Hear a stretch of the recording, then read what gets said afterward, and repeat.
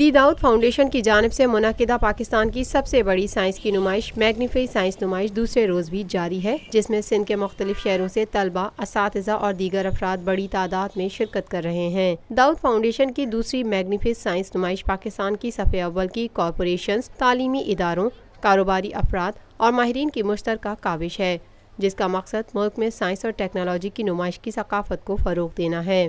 نمائش کو 4 مختلف موضوعات میں تقسیم کیا گیا ہے، جس میں بنیادی سائنس، سائنس آف ٹیکنالوجی، ارضیاتی سائنس اور صحت عامہ کی سائنس شامل ہیں۔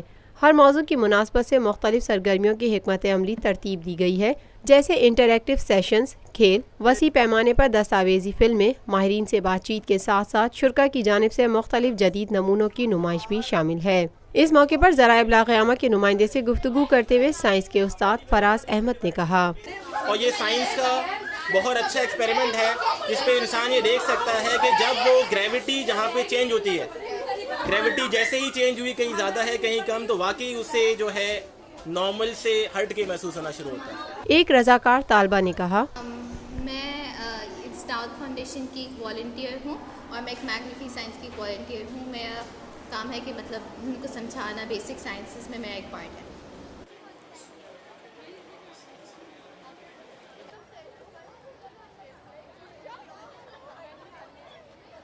Lotus Lake Towers, a groundbreaking endeavor by Lotus Properties.